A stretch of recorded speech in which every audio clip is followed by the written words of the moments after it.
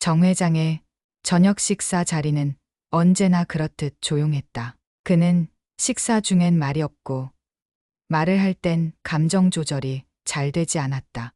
그러나 그날 저녁만은 달랐다. 식사 중간 국자 소리가 뚝 멈췄다. 정 회장은 수저를 내려놓고 느릿하게 입을 열었다. 다음 주 혼인신고하겠다. 순간 숟가락을 들던 며느리 수진의 손이 멈췄다.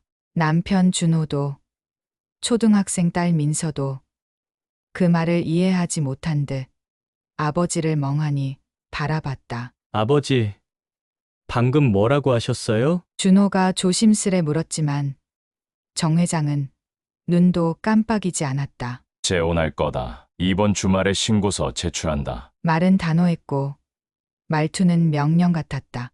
가족의 의견은 들을 생각이 없다는 얼굴이었다. 수지는 입안이 마르고 속이 울렁거렸다. 결혼 12년 동안 정 회장은 단 한 번도 가족 앞에서 사적인 감정을 드러낸 적이 없었다. 아내가 세상을 떠난 뒤 그는 그냥 회사와 가문을 위한 존재로 남아 있었다. 그런 그가 갑자기 재혼이라니, 그것도 이런 반구도 없이? 혹시 어떤 분인지 저희가 알 수 있을까요? 수지는 조심스럽게 입을 열었다. 그러나 정 회장은 단호하게 잘라 말했다. 너희가 알 필요는 없다. 나와 관계되는 일이지. 너희 일은 아니니까. 수지는 순간 입이 얼어붙는 기분이었다. 며느리로서 10년 넘게 이 집안 대소사를 책임져 왔다. 제사도 손님도 가문의 명절도. 그런데 오늘 처음으로 정 회장의 말 속엔 차가운 벽이 세워졌다. 저희 어머니 돌아가신 지 이제 3년이에요. 아버지 마음에 못하는 건 아니에요. 다만 준호가 중간에 말끝을 흐리자 정 회장은 술잔을 들었다. 그만해라. 사적인 감정으로 판단하지 마라. 나는 내 인생을 살아야겠다. 그날 저녁 정 회장은 방으로 들어가 문을 닫았다. 남겨진 가족들은 침묵 속에서 밥상을 정리했다. 민서가 엄마에게 작은 목소리로 물었다. 할아버지, 새할머니 생기는 거야? 그럼 엄마는? 수지는 애써 웃으며 고개를 끄덕였다. 응. 새 가족이 생기는 거지. 좋은 분이면 좋겠다. 하지만 속은 끓고 있었다. 좋은 사람? 왜 모든 걸 숨긴 채 혼인신고부터 하겠다는 거지? 무엇보다 왜 우리가 아닌 혼자 결정했지? 며칠 뒤 수진의 불안은 현실이 됐다. 정 회장이 집에 한 여자를 데려왔다. 40대 중반쯤, 붉은 립스틱에 화려한 귀걸이, 금목걸이를 두른 여자였다. 짙은 눈화장과 과하게 높은 하이힐, 고상함과는 거리가 멀었고 정 회장의 깐깐한 성격과도 어울리지 않는 느낌이었다. 강혜련입니다. 잘 부탁드려요. 여자는 부드럽게 웃었지만 눈빛엔 어딘가 낯선 공격성이 담겨 있었다. 저 정수진이에요. 며느리예요. 수지는 어색하게 고개를 숙였다. 혜련은 그녀의 손을 잡는 척하며 은근히 속삭였다. 이제부터 이 집은 내가 잘 챙길게요. 며느리도 좀 편하게 살아봐요. 수지는 얼어붙었다. 뭔가 이상했다. 처음 만난 사이에서 풍겨야 할 어색함, 긴장감 같은 게 없었다. 오히려 오래전부터 자리를 엿보던 사람처럼 느껴졌다. 정 회장은 혜련을 소개한 그날 이후 다시 입을 닫았다. 그는 그녀의 손을 잡고 식당을 나갔고 가족은 아무 말도 하지 못한 채 바라볼 수밖에 없었다. 수지는 마음속 깊이 무언가 불길한 예감을 느꼈다. 이 여자 좀 이상하다. 그리고 분명 숨기고 있는 게 있다. 가문이 무너지는 소리를 그날 밤 수지는 꿈속에서도 들었다. 수지는 그날 이후 매일 악몽을 꿨다. 화려한 옷을 입은 여자가 거울 앞에서 웃고 있고 거울 너머로 시퍼런 칼이 자신을 향해 다가오는 꿈. 그리고 눈을 뜨면 정 회장 방에서 들려오는 낯선 웃음소리. 그녀는 이 집에 들어온 지 12년, 남편보다, 딸보다 정 회장과 더 오래 한 공간을 공유하며 그의 버릇과 취향, 분노의 온도까지 모두 알고 있었다. 그런 정 회장이 이 여자 앞에선 전혀 다른 사람이었다. 여보, 나 솔직히 말해도 돼? 하루는 수진이 조심스럽게 말했다. 나 저분 좀 이상해. 뭔가 우리가 모르는 게 있는 것 같아. 준호는 한숨을 쉬며 물컵을 내려놓았다. 또 시작이네. 그만 좀 해라. 아버지 인생이잖아. 우리가 간섭할 문제 아니잖아. 그치만 내가 그냥 막연히 그러는 거 아니야. 뭔가 수상해. 말투, 행동, 분위기, 모든 게 가식 같아. 당신이 그렇게 예민하게 굴면 아버지 더 단절하셔. 제발 이 집 평화 좀 지키자. 준호는 끝까지 아버지의 뜻을 존중한다는 태도였다. 그러나 수진은 조금 멈추지 않았다. 그녀는 결심했다. 직접 알아보기로. 며칠 뒤 수진은 조용히 사설 정보사를 찾았다. 예전 대학 선배가 운영하는 작은 조사 회사였다. 남의 신상 캐는 일.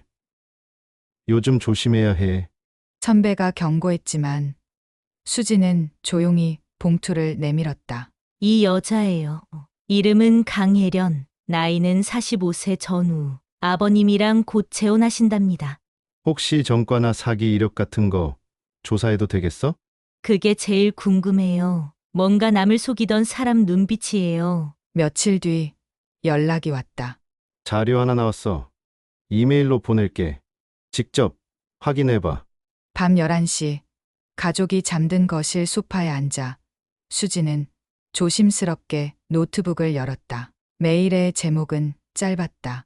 강혜련 관련 과거 기록. 파일을 열자 낯선 문서 몇 개가 첨부되어 있었다. 첫 페이지에는 2004년 수원지방법원 판결문 일부가 있었다. 피고인 강혜련은 2003년 12월부터 2004년 3월까지 고의적 사기 혐의로 피소되어 징역 8개월, 집행유예 2년을 선고받음. 순간 수진이 숨이 턱 막혔다. 그녀는 손을 덜덜 떨며 스크롤을 내렸다. 대상 고령 남성 3인, 범죄 방법, 교제 후 결혼을 미끼로 금품 편취, 피해 규모 총 1억 8천만 원 상당, 사기 후 신분 세탁 및 개명 시도 확인됨.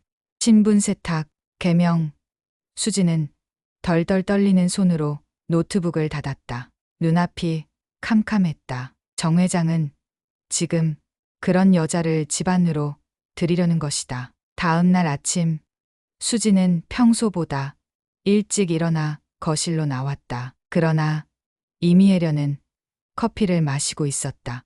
정 회장은 그녀 옆에 앉아 신문을 읽고 있었고 두 사람 사이엔 이상한 친밀감이 흐르고 있었다. 민서 엄마, 아침은 좀 이따 하죠. 오늘은 제가 죽 끓였어요. 혜련이 웃으며 말했다. 그러나 수진의 눈엔 그 미소가 칼날 같았다. 괜찮아요. 제가 끓일게요.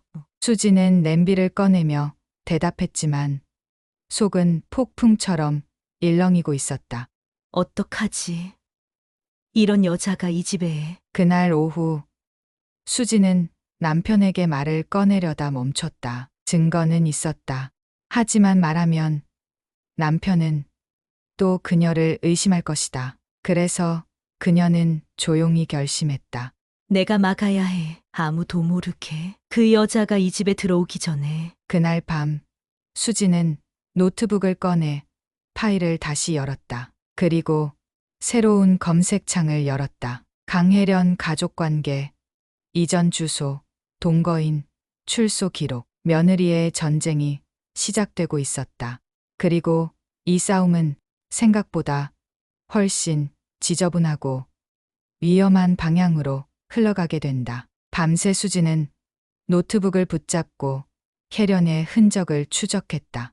정보사에서 받은 자료에는 전과 기록 외엔 거의 아무것도 없었다. 그녀는 전과자였고 결혼 사기를 쳤으며 그 뒤 흔적을 지우고 잠적한 인물이었다. 그녀가 남긴 흔적은 단 하나. 2006년 이전에 살던 경기도 광주의 한 단독주택 주소. 수지는 고민 끝에 그곳을 직접 찾아가기로 했다.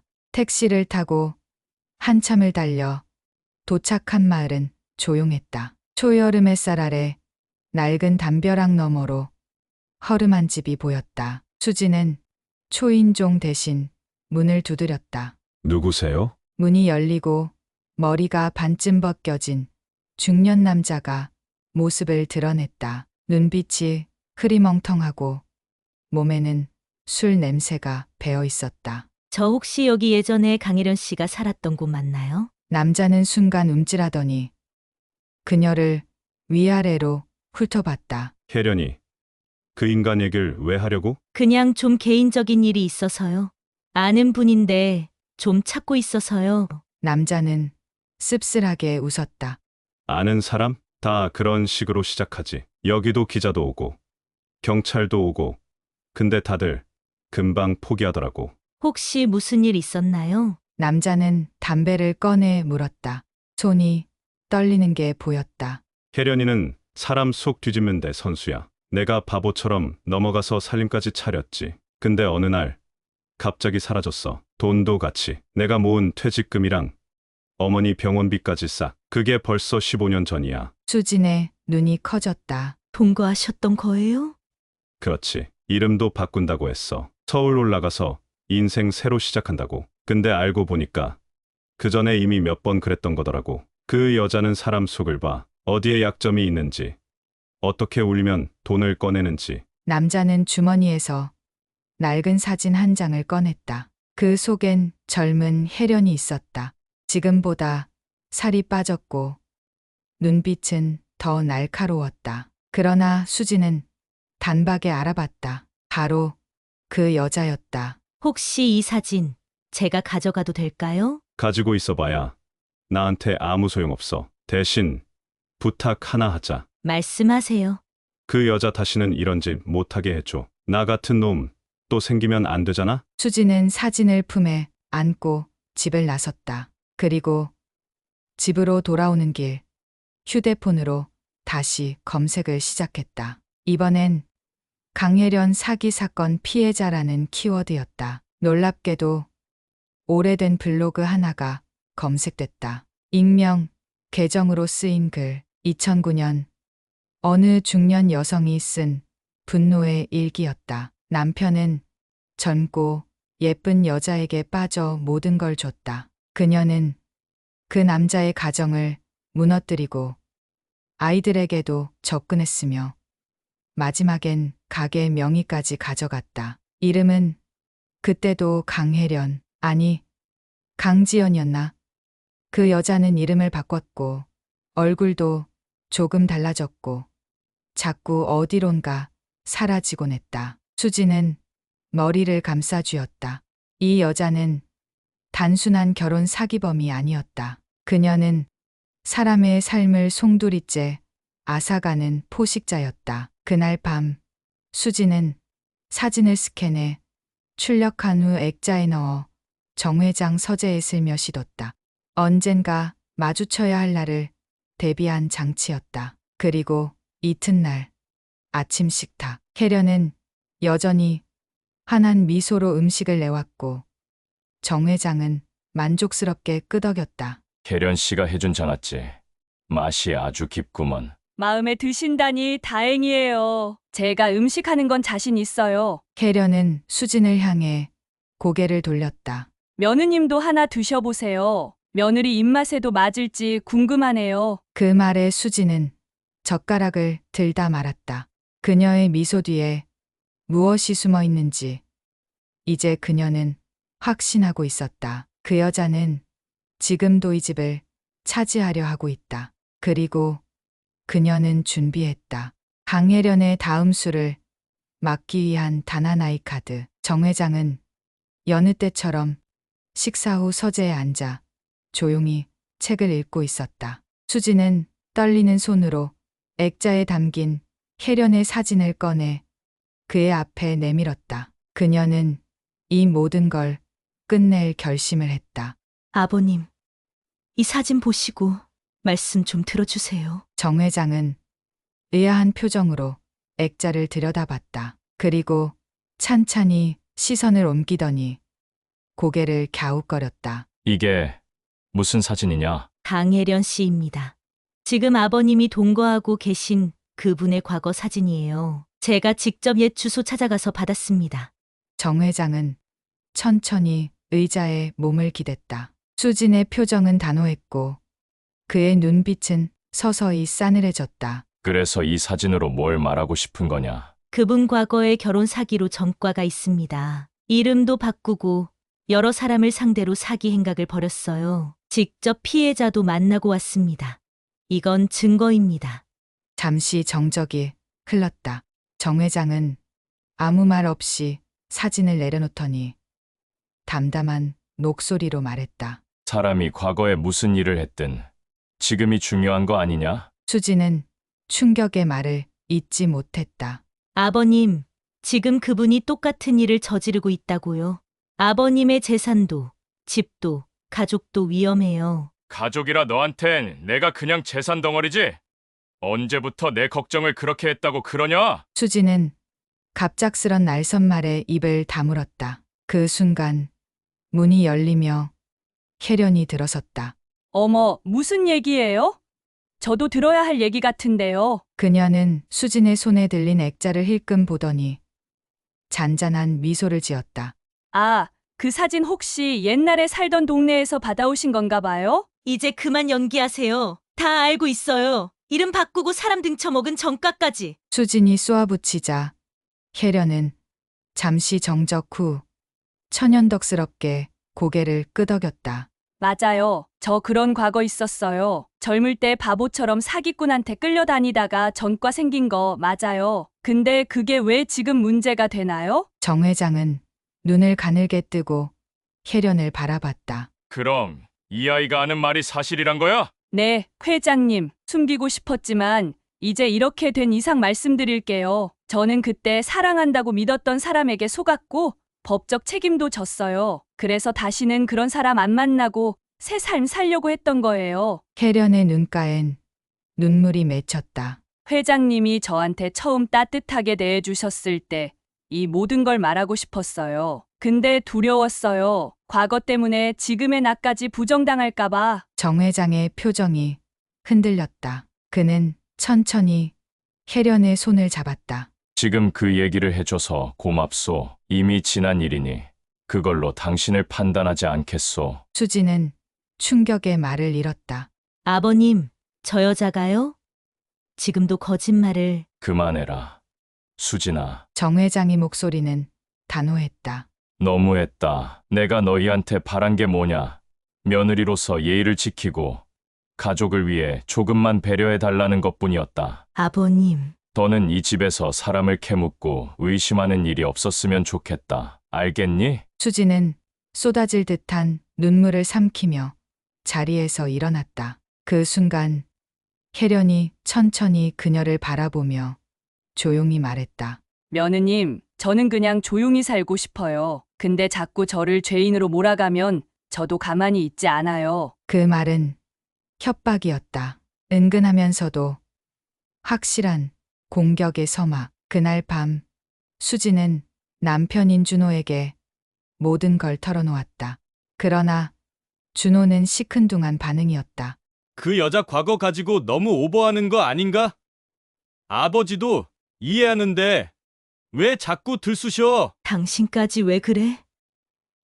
당신 아버지 재산, 집 다 위험하다고. 그걸 왜 내가 걱정해? 내가 뭐라고 자꾸 나서. 그 말에 수지는 참았던 눈물을 쏟았다. 가족 중 누구도 그녀의 말에 귀를 기울이지 않았다.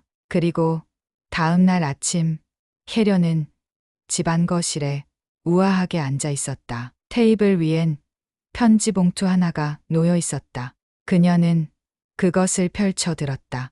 손글씨로 적힌 단 2줄. 다음엔 당신 남편 차례예요. 내가 얼마나 무서운 사람인지 보여줄게요. 아침부터 기운이 쏙 빠졌다. 수지는 편지를 쥔 채 밤새 한숨도 자지 못했다. 혜련이 준 짧은 경고.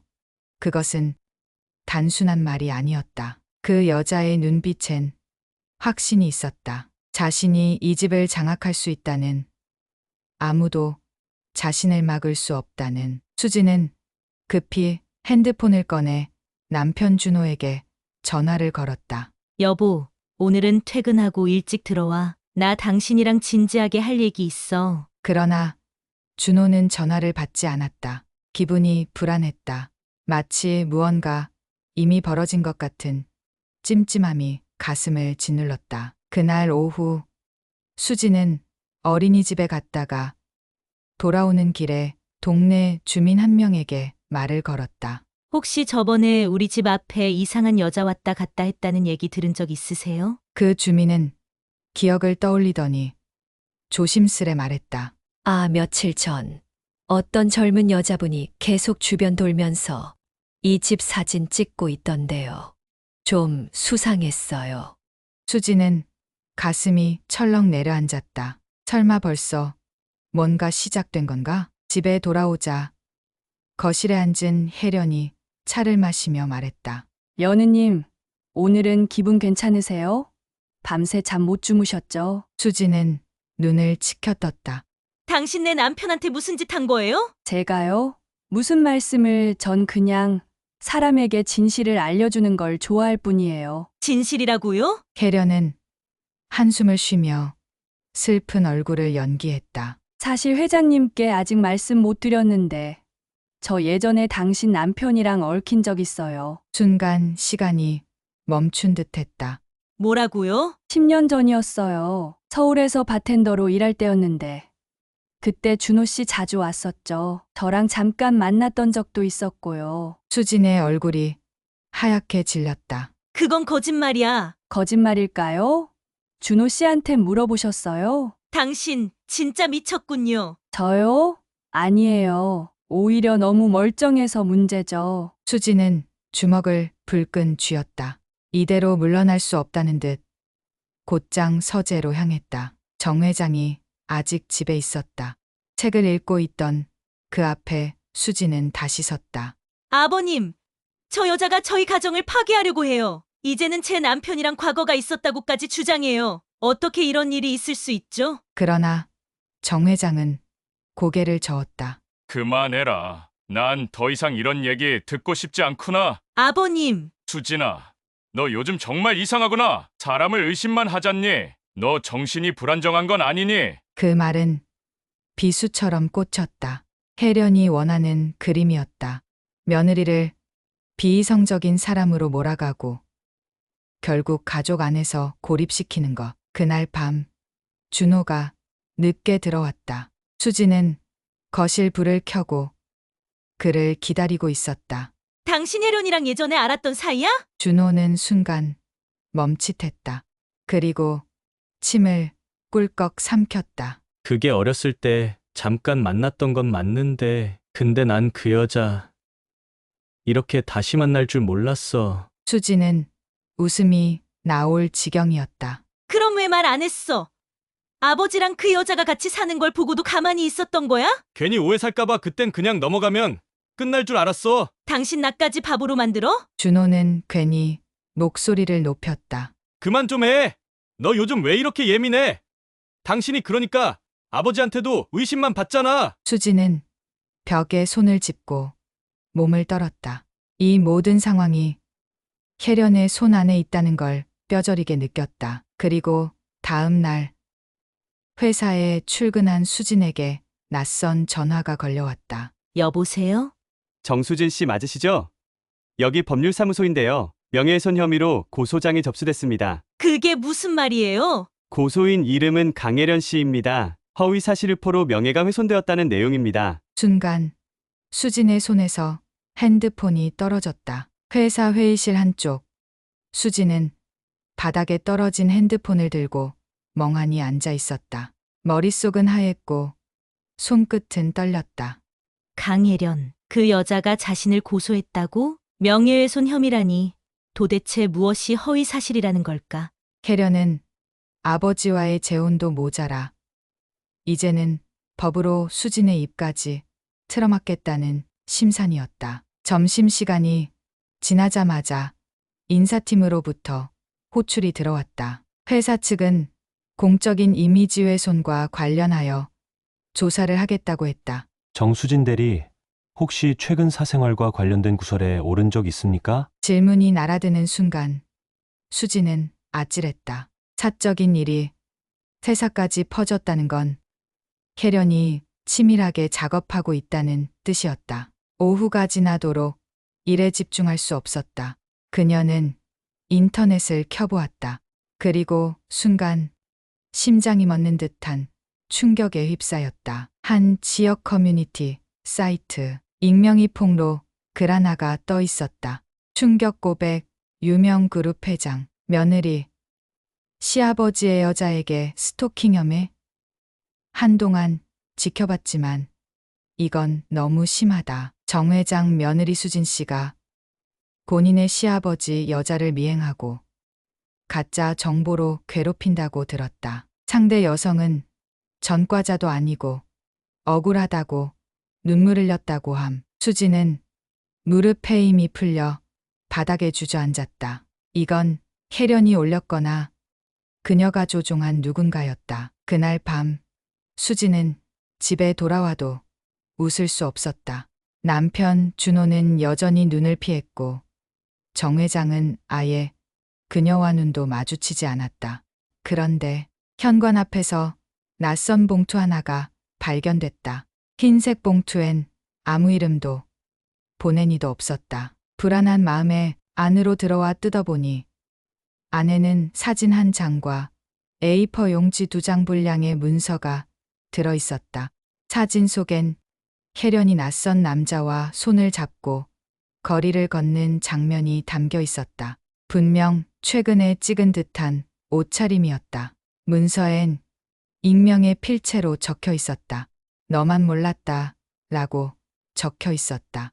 캐련은 10년 전 사기 전과로 징역을 살았다. 그 남자는 당시 공범 중 하나였다. 내 이름은 이선우. 10년 전 그 여자를 감방에 넣은 기자였다. 더 알고 싶으면 이 번호로 연락하라. 수지는 손이 부들부들 떨렸다. 전과자가 진짜였나? 그 여자가? 그동안 아버지와 남편은 수진을 의심했고 그녀는 혜련에게 점점 밀려났지만 이 한 장의 사진과 편지 한 통이 희망이 될 수도 있었다. 하지만 한편으로는 의심도 들었다. 이게 혹시 또 다른 함정은 아닐까? 수지는 용기를 내어 문서에 적힌 번호로 전화를 걸었다. 여보세요? 이선우 기자님 맞으시죠? 정수진 씨, 드디어 전화했네요. 전 당신이 그 여자에게 피해만 당하고 있을 줄 알았어요. 진짜예요? 저 여자가 전과가 있다고요? 물론입니다. 사기죄, 위조, 그리고 남편 자살 방조 혐의로도 조사를 받았죠. 하지만 증거 부족으로 일부만 처벌받고 풀려났습니다. 제가 그 사건을 끝까지 파고들었는데 어느 순간부터 자료가 감춰지더군요. 뒷배가 있었어요. 당신 시아버지 같은 돈이 많은 남자들이요. 수지는 숨을 삼켰다. 그러면 지금도 그 남자랑 연관이 있다는 거죠? 정확히 말하면 공범이 아니라 연인입니다. 정 회장은 그냥 봉이죠. 그럼 도와주실 수 있어요? 저 여자가 무슨 짓을 꾸미는지 밝혀야 해요. 조건이 있습니다. 제보한 사실 절대 다른 사람에게 누설하지 마세요. 그러면 당신도 위험해질 수 있습니다. 수지는 전율을 느꼈다. 하지만 지금은 어떤 위험도 감수할 수밖에 없었다. 그날 밤 수지는 다짐했다. 이제는 혜련을 무너뜨리기 위해 직접 움직일 것이다. 그리고 그 시작은 바로 정 회장에게 진실을 보여주는 것이었다. 하지만 그녀는 몰랐다. 그 순간 혜련 역시 수진의 뒤를 캐고 있었다는 걸, 심지어 이선우의 존재까지도 알고 있었다는 사실을. 수진은 주말 오전 서울 외곽의 허름한 찻집에서 이선우 기자와 마주 앉아 있었다. 그의 눈빛은 날카로웠고 손에는 두꺼운 서류 봉투가 들려 있었다. 여기 있는 게 다입니다. 계련, 본명 강정화. 12년 전 서울 동부지법에서 실형을 선고받았고 출소는 8년 전이죠. 하지만 수감 중 행정기록이 대거 삭제됐고 이름까지 바꿨습니다. 수지는 서류를 넘기며 혀를 깨물었다. 사진 속 혜련은 지금과 전혀 달랐지만 눈빛만은 같았다. 그리고 그 옆 웃고 있는 남자, 현장에서 본 바로 그 남자였다. 이 남자 이름은 박태석. 계련과 함께 하이글로벌 투자자문이라는 유령 회사를 운영했고 다단계 금융 사기로 35억을 챙겼어요. 지금은 중국으로 도피했다가 최근 몰래 귀국했다는 첩보도 있습니다. 수지는 주먹을 쥐었다. 그녀가 쫓기듯 피해 다닌 것도 혜련이 며느리를 고소한 것도 모두 이 진실을 덮기 위해서였던 것이다. 그리고 정 회장님, 당신 시아버지도 이 사실을 알고 있을지도 모릅니다. 이선우의 말에 수지는 눈이 휘둥그레졌다. 무슨 말씀이세요? 이런 흑막 있는 사람과 결혼했다는 건 단순한 감정만으로는 설명되지 않아요. 정 회장 쪽도 뭔가 약점이 잡혀 있을 가능성이 큽니다. 수지는 아찔했다. 그렇다면 아버님은 스스로 그녀를 외면한 것이 아니라 어쩔 수 없는 무언가에 붙잡혀 있었던 걸까? 이선우는 이어 말했다. 우린 지금부터 혜련의 동선을 쫓고 박태석과의 접점을 잡아야 합니다. 만약 이 둘이 아직도 연관돼 있다면 그건 정 회장을 상대로 한 신종 사기극입니다. 그 순간 수진의 휴대폰에 메시지 알림이 떴다. 남편 준호였다. 오늘 저녁 아버지가 혜련 씨와 식사 자리 갖자고 하셨어. 가족들 다 모이자고. 수진은 문자를 보며 소름이 끼쳤다. 하필 왜 이 타이밍에 식사 자리를 갖자고 하시지? 그녀는 이선우를 바라보며 물었다. 기자님, 혹시 도청이나 위치 추적 가능할까요? 이미 준비해놨어요. 지금부터 당신 가방에 소형 레코더를 장착할 겁니다. 오늘 저녁 최대한 혜련의 말과 반응을 끌어내세요.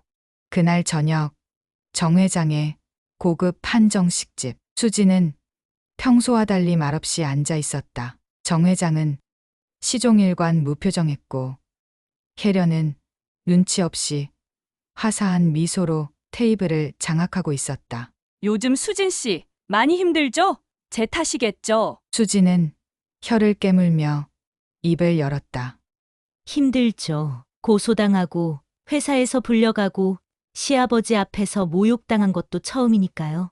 정 회장이 눈썹을 치켜 올렸다. 하지만 혜련은 침착하게 웃으며 물컵을 들었다. 정 회장님은요? 요즘 그때 그 일 자주 생각나시죠?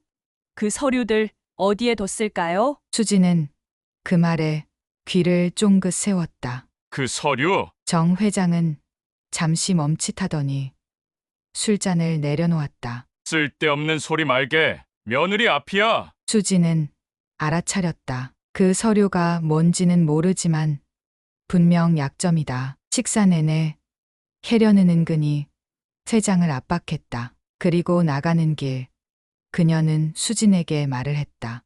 어차피 당신 남편도 당신 아버님도 이제 다 내 사람이야. 괜히 발버둥 치지 마. 당신 무릎 꿇게 될 거야. 그 말에 수지는 피가 거꾸로 솟았다. 하지만 그 순간 그녀는 웃었다. 그 모든 대화가 레코더에 녹음되고 있다는 걸 알았기 때문이다. 그날 밤 수지는 녹음 파일을 이선우에게 전송하며 말했다. 이제 시작이에요. 저 여자 직접 무릎 꿇게 만들 거예요. 하지만 수지는 몰랐다. 그 순간 혜련 역시 한 남자에게 전화하고 있었다. 박태석 씨, 움직이셔야겠어요. 우리 둘 다 아주 귀찮은 여자를 상대 중이거든요. 전화기 너머에서 짧은 침묵이 흐르더니 무거운 한숨과 함께 박태석의 목소리가 들렸다. 좋아. 이번 일은 내가 직접 처리하겠어. 그 말에 혜련은 미소를 지었다. 잘하세요. 정 회장님까지 끌어들인 이상 실패하면 안 돼요. 한편 수지는 이선우 기자와 함께 혜련과 박태석의 숨겨진 관계를 파헤치기 위해 서울 곳곳을 누볐다. 기자는 박태석의 과거, 거래 내역과 출입국 기록을 샅샅이 뒤졌고 수지는 아버님의 주변 인물들에게 조심스럽게 접근했다. 그러던 중 뜻밖의 인물이 나타났다. 박태석의 전 부하였던 김영수였다. 그는 무릎을 꿇고 눈물을 흘리며 수진에게 말했다. 제가 진실을 알려야겠습니다. 계련 씨와 박태석은 15년 전부터 사기단을 운영했어요. 그런데 정 회장님께서 그 사실을 우연히 알게 되면서 협박당한 겁니다. 수지는 숨을 삼켰다. 그럼 아버님은 그들에게 무슨 짓을 당한 거예요? 김영수는 고개를 저었다.